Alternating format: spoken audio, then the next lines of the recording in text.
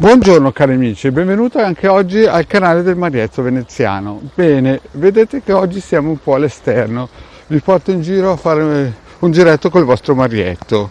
Oggi vi voglio raccontare un po' una storiella, ma fantasia sempre, perché sapete che il vostro Marietto racconta sempre storie e fantasie di quando il vostro Marietto è entrato nello specchio. E quindi qui parlo di quando avevo più o meno 4-5 anni fa. Cioè, scusate, quando avevo 45 anni fa, avevo più o meno 4-5 anni ed ero piccolino. E la storia si svolge nella camera dei miei genitori, o almeno di quelli che io pensavo fossero i miei genitori, perché c'era in questa camera un bel specchio gigantesco, almeno in rapporto alle mie proporzioni, lo specchio era veramente grande. E cosa è successo? È successo che già 2 volte io ero entrato in quella stanza per curiosare, sapete come sono i bambini di 4-5 anni che curiosano dappertutto, e avevo trovato un personaggio, un signore un po' anzianotto, alto, che ormai conoscete tutti, è il capitano degli Alpini di Torino. E già 2 volte precedentemente lui aveva tentato di farmi salire sulla petineuse per poi entrare nello specchio, ma ero troppo piccolino e non c'ero riuscito.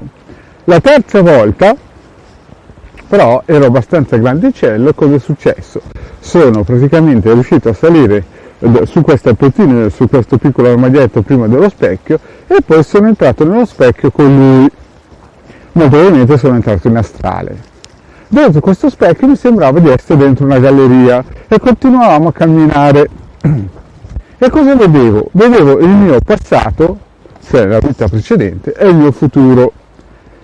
Ma del mio passato, adesso dopo 45 anni, cioè diciamo pure 50 anni fa, mi ricordo solamente che ero stato un generale dell'esercito tedesco e mi piacevano tantissimo i stivali di pelle nera. Ero stato un gerarca, quindi mi staranno cercando quelli che dicono di essere stati fatti fuori. Comunque lasciamo stare, qui lo dico e qui lo nego, voi fate finta di non averlo sentito. Comunque vabbè, io ero stato un gerarca tedesco e fino ai 50 anni avevo comandato un esercito. Ma poi cosa è successo? È successo che mi hanno preso e mi hanno lucidato il karma. Quindi mi hanno torturato e via dicendo, ed ero morto. Ed ero ritornato giù e il capitano degli Alpini di Torino mi stava facendo vedere il mio futuro. La cosa che mi aveva colpito di più era che io avrei dovuto ricominciare a fare un po' di attività come nella vecchia vita, solamente che underground, un po' nascosta. E la cosa veramente che mi aveva un po' scioccato invece è che avevo scoperto in quel momento lì che i miei genitori non erano quelli veri, erano genitori adottivi. In altre parole, mia mamma era la sorella di mia mamma vera. E la prima cosa che mi scioccò era quello. La seconda cosa che mi scioccò è che vidi anche la mia vita, vidi che a 7 anni e mezzo sarei stato tirato sotto da una moto, sarei andato dall'altra parte del velo e sarei ritornato indietro. E questo qui, insomma, quando vidi che ritornavo indietro mi tranquillizzò un po'. Ma la cosa clou che proprio mi lasciò un po' amaro è che a 20 anni avrei incontrato una donna terribile, una donna impossibile da superare anche per il vostro Marietto veneziano. Al che ho detto, ma nella realtà aveva dei poteri potentissimi. E il vostro Marietto disse al capitano degli Alpini: qua io a 20 anni morirò. Ma il capitano degli Alpini non volle far vedere il vostro Marietto cosa sarebbe successo in quei 3 anni in cui sarei stato soggiogato da questo personaggio tremendo, e mi fece vedere la vita dopo questi 3 anni e vedi che continuai a vivere. Comunque, morale della favola, finito questo viaggio in questo specchio che pensavo fosse una galleria, perché in quel momento lì io non potevo pensare altro che nella camera dei miei genitori ci fosse una galleria, cosa successe? Uscii da questo specchio col capitano degli Alpini di Torino e lui se ne andò, sparì immediatamente E io incontrai mia mamma che dalla cucina è arrivata in camera e gli dissi: mamma, tu non sei la mia vera mamma, ma sei la mia zia. Al che lei si stupì e mi disse: ma chi è che ti ha detto queste cose? Come fai a saperlo? E io raccontai tutta la storia. Quindi da quel giorno lì praticamente nel mio subconscio entrarono 2 o 3 informazioni. La prima cosa, che in camera dei miei genitori c'era una